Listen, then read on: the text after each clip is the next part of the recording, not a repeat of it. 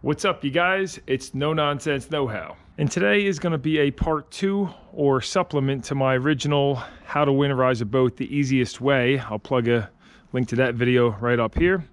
I just wanted to show you some additional steps that should be taken and go over a few more details. And then the second part of this video is going to be trying to show you the difference between storing your cast iron block full of antifreeze or storing it dry in a humid environment, which is what you would expect inside of a cylinder block. I got a rusted cylinder here I want to show you too. So let's dive right in. A recap on the first one was basically just showing you how to drain the manifold and the block in your power steering cooler, and then get inside those holes and make sure that there's no sediment blocking the flow of water so you get stuck with water and a cracked block. So I've already done that step. That being said, here are some additional items you might want to consider. So if you're going to be doing long-term storage, you definitely want to get some marine grade fuel stabilizer and follow the instructions. It's usually you squeeze this, get 1 ounce in here, and it goes 1 ounce for every 10 gallons of fuel. This is a 50-gallon fuel tank, so it'd be 5 ounces, and then pour some fuel in there and top your fuel tank off. If you're going to be storing it and you're really worried about any moisture or condensation getting in the fuel tank, the best way is to store it with a full tank of fuel, because there's a smaller air cavity in there, obviously, and with a large air cavity, when you get temperature differences, you're going to get a lot of condensation build up on the walls of the fuel tank, which then that condensation will drain down to the bottom of your fuel tank and you'll end up with a lot of water in there. Next item would be greasing your stern drive. The only 2 grease zerks on mine are right here and here. And you'll see when you do that, usually some water shoots out of there. So probably still a little bit of water in there, but as long as you shoot them with some marine grease, or any grease for that matter, marine grease would be best. I'll try and plug a link to all this stuff down below. This is Bel Ray marine grease. But as long as you do that, you should help reduce the corrosion. Jumping around here, but if you're storing on a trailer, you'll definitely want to repack your bearings, or at a bare minimum at least shoot them full of some grease. If you pull these caps off though and it's all milky in there, I would suggest repacking them. Now your tires, I recommend setting those to 5 psi over the maximum, right? Doesn't sound safe. Mine are 65 psi max, so I set them up at 70, because over the winter time they generally will lose pressure, since rubber is actually a porous material. A lot of people don't realize that. It's not that porous, but they do lose pressure over time. It's not good to let them get low, because then you're going to end up with flat spots and potentially dry rot if the tire is flexing a lot. Moving back to the boat, another very important step is come into the bottom of your stern drive and get a flat blade. I have this on a socket. Make sure not to strip this thing. And remove your drain plug from the bottom of your stern drive. It's really cold out right now, so it shouldn't drain too much. But what we're looking for is any water to come out or milky oil. Let's see what mine is. Nope, it looks like just black dark oil, which is great because I haven't changed this and changed it since the beginning of the season, so I'm good with that.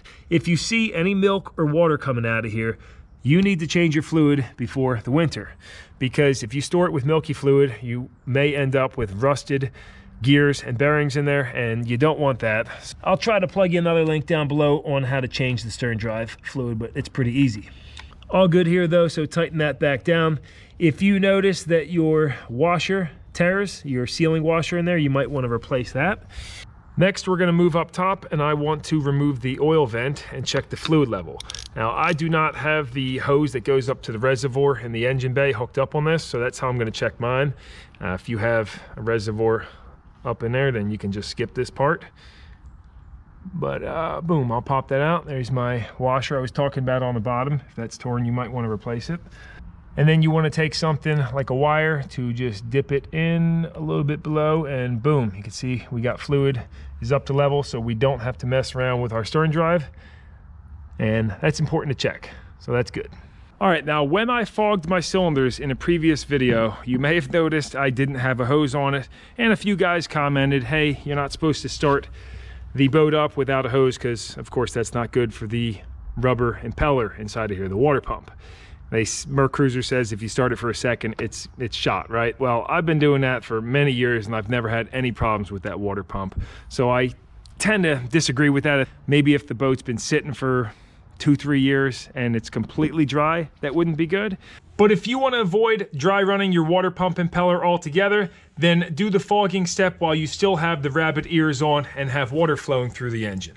Or better yet, if you want to avoid the engine starting when you fog it, you can come in and either A, disconnect the main ignition wire from the coil, or I don't like to do that because it's not good to allow that spark to deadhead and go nowhere from the secondary side of the coil. So if you just take one of these, looks like 3/8 nuts off, take one of those wires off on the primary side of the coil, then you won't get any spark to the engine and it won't start up. From my experience, it's never been a problem doing a quick start for 5 seconds or less. While we're on the subject of fogging the cylinders, I have this cylinder jug out of a Suzuki GS motorcycle that I wanted to show you.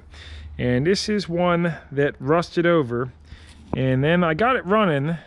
Well, the cylinder was originally pretty tight. When I cranked it over, I could hear rust in there, and then I got it running. But you can see what happened over, it only ran for about a week, because see all that pitting on the sides of the cylinders? I mean, I don't know if I can get you good camera angle, but this is an example of what could happen if you store an engine outside, any engine for that matter, and don't fog the cylinders, as in getting some lubricating oil inside of those cylinders. They can rust over, and that's a major engine repair. So you don't want that. Some quick thoughts on whether to store your engine with antifreeze in it or store it dry. On the dry storage side of things, let's see, air is free, so no money to put out, and air doesn't freeze. Also, this might not pertain to everybody, but if you're a prepper like me and you want to have peace of mind that even if it's below freezing the night before, for 2 weeks the night before, right, and then it's 40 degrees one day and you have to go save somebody on the river with your boat, you don't have to think about, oh, is it full of frozen RV antifreeze, because everybody knows the RV antifreeze actually turns into a pretty hard slush ice block. You can't start your motor like that. It'll probably shred the water pump, and not to mention it's not going to flow any water. Of course, you could always thaw it out, but I think those are all the thoughts on the dry storage side. Now, some reasons why you might want to store it with RV antifreeze is you might argue that it's better for the seals in your, say, water pump, and to get some RV antifreeze on the impeller in the water pump of the stern drive too. You might argue that the cast iron block and other components are not going to be as likely to corrode. And I think that's pretty much everything I can think of with benefits to filling up the block with antifreeze. Now, don't get me wrong, if it was automotive antifreeze, that'd be another story, but that's terrible for the environment. I don't like that the RV antifreeze turns into a frozen block. You know, it freezes and they say it will not expand, but what if it gets to -90, -100? Well, your air is not gonna freeze, so I prefer that. Okay, so some other items you might want to check if you're winterizing is top off your power steering fluid, disconnect the batteries and put a trickle charger on them or bring them inside, although I usually don't do that. I just turn my battery switch off, located right over here, if you can see that. And then you might want to check your motor oil level too, and possibly even change it if it's really dirty and black. Also come down to the reservoir for your trim pump. Make sure that's not milky or low. Top it off, or I would change it if it's milky. Great idea to do so.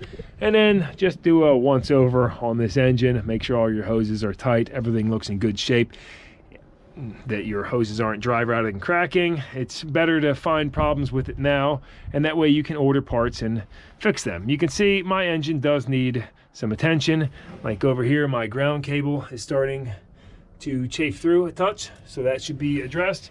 And I can see quite a few other odds and ends. It also needs a tune-up. These plug wires are pretty darn old. One other item is if you see any rusted areas, you could take your fogging oil and just shoot those, or also use a marine anti-corrosive spray. I'll plug a link to that stuff down below too. But yeah, just give a good look around. If you see rust starting anywhere, spray that stuff with some kind of penetrating oil or anything really, but just, you know, just to prevent it from getting worse. Since we drained the block water into the bilge area, I do recommend sucking that up or soaking it up instead of letting it freeze, but it's not going to hurt anything if it does freeze. You might notice mine's all oily too, and that's because I had a power steering leak this year that I had to address. Another mention, If you run your boat in salt water, you might want to consider getting some of this salt away, because this is going to remove the salt and neutralize it. I know that once you've been in salt, and if you leave it in there, even if you flush it out with fresh water, it's generally going to just accelerate the rust a lot. And I know this because of an instance that happened to me once. I'll share a quick little story. I had a trailer very similar to this, and it had just a little surface rust on it here and there, but I drove it up to New York to go snowmobiling, and we went through all sorts of snow, and we hit brine and salt, and it was bad. When I got home, first thing I did is hose it all off and clean it up, and that trailer never stopped rusting. I mean, it literally, for the next 2 years, it just always rusted no matter what. It's like that salt triggered the oxidation, and it just really accelerated a lot. So I assume if I would have neutralized that salt with something and gotten rid of it to maybe try to reverse that, it could have helped. So I would assume the same thing goes for inside of your engine block. If you're running in the salt water, I always run this through my jet skis when I winterize them, because I don't have the boat in the salt water, but the jet skis I do. Here's one that's debatable. Some guys say store it with the stern drive up, and a lot of guys say store it with it down, with the reason being the bellow, which I'll get you a shot of. See that bellow? So that's not on a steep angle if it's down, which is good. Some guys say that it's could cause cracking. You see, I got a newer bellow. I just put that on last year up in there. Yeah, I mean, I have mixed opinions on that. I think it's better to store it down, but it also doesn't really matter that much. Choice is yours. Now, there's always guys arguing whether you should store your marine engine blocks dry or with RV antifreeze in them. So your engine block is made out of cast iron. I've got this brake rotor here off of a GM, and it has substantial rust started on it, something you would expect a engine block to look like after a few years. So in the first one, we have put some water on the bottom because we want to mimic what a drained out engine block would be like. It's going to be a humid environment in there, of course, unless you heated it up with a torch and boiled all the water out of there and then you store it in a dry pole barn or something, but that's another story. Most people just drain out the block. The second one is going to be straight water, so we'll store that piece of cast iron down there in the water. And the third one is going to be RV antifreeze. This is Zetco -50 freeze proof. Superior corrosion inhibitor in this. So just a regular old off-the-shelf RV antifreeze. And there's your piece of cast iron in the bottom of that. Let's check back in a few months. Potentially we'll see what it looks like after 6 months, since that's when the time frame most people winterize their boats, and we'll see what the difference looks like. You know what? We're gonna add 2 more samples to this test. One is gonna be a piece of cast iron sitting out in the elements not in a bottle, and the other one is going to be seawater. So let's make some seawater real quick. Did a quick Google search, and it looks like it's generally 3.5% salt. So the easy way to do that would be 35 grams of salt, and then bring this up to 1,000 total grams. That would be 3.5%, but we're going to divide that in 2. So we'll do 17.5% salt to 500 grams total. This weighs out at 42.5 grams. I've just zeroed out the scale. And now let's throw in our salt. That should bring it up, to add 17.5, that should bring it up to 60. So let me set this.